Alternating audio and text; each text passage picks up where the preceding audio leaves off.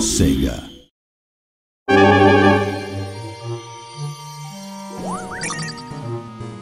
Castle of Illusion, one of the best-selling Genesis games of all time. It's the perfect game for us to develop with Disney. It's such a classic.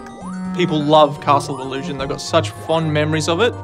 Really passionate about the game and the experience that I had when I was young, and to try and offer that to the new generation and people that have experienced it before is, yeah, it's just a great feeling, really.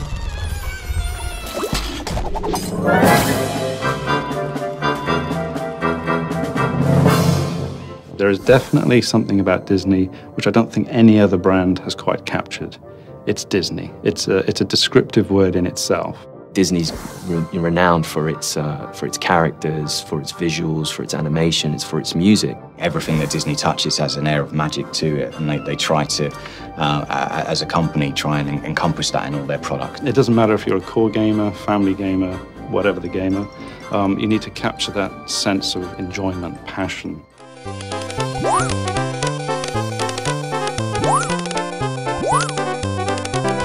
I was a child, I bought it. It was one of my favourite games. I played it to death. I grew up with my Mega Drive. I've played all the classic Disney games, and Castle of Illusion stands up as one of my all-time favourites. 20 years later, to be given the opportunity to work on that IP, to reimagine it and bring it forward with today's technology was just, you know, an amazing opportunity. For us, it was important to just respect the original in as many ways as we could. What we wanted to do was just improve upon areas that we can improve upon, because we've got new technology, we've got new systems, a new tool set. We have to be very careful not to go and run with the game in a completely different direction. We have to embrace what was good about it to begin with. You'll see all the same familiar characters, you'll see the familiar worlds. All the themes that you remember in the original game are there.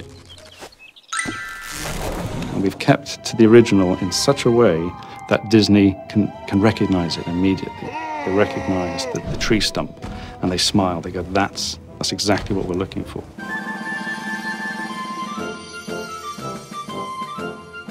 I think I employ 35 people that love Mickey. So making them happy, I think, is a good indication that the audience is going to be happy. He's the stoic little guy. He never really gets too bothered by things. He's always willing to give it a go. It's very brave, but at the same time very kind. He's quite charming in the way he approaches things, and we really wanted to capture a lot of that charm from Mickey that you see in the old kind of Mickey cartoons. Obviously, there's a little bit of pressure there for making him awesome, because it's Mickey Mouse and he's, you know, the biggest character in the world. We are not going to reinvent Mickey. We have to respect the style of Mickey, the look and feel, the characteristics, the animation cycles, the walk cycles. And not only that, but from an artistic point of view, we have great concept artists that have been able to really capture the look of Mickey, what he meant in Castle of Illusion, in the Mega Drive era, and how do we bring a flavour of that into the new modernized version, but without changing him so much that he distinctly looks like a different Mickey Mouse.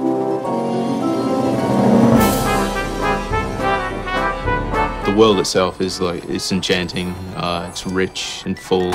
I think one thing that I always sort of think about Disney is that at a word or a spell, something's going to come to life. You know, just off to the corner, you know, something could just pop to life and come at you. The library is the first level where I've got a Disney moment. I'm jumping on the books. There's a puff of smoke, the dust. The books fall beneath my feet. And there's an enemy, and there's an A. It's a letter A, and it's attacking me. I don't know many games where a letter can actually scare a grown man. You just never know what's going to happen around the next corner. I think that's something that really keeps you engaged as a player.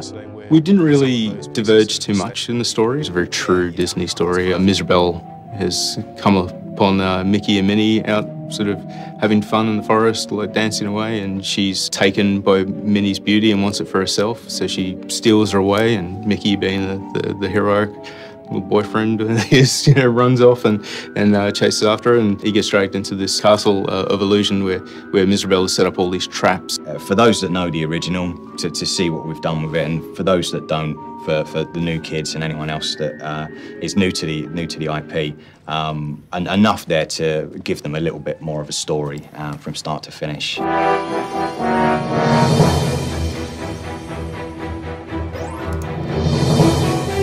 like that. That's pretty cool.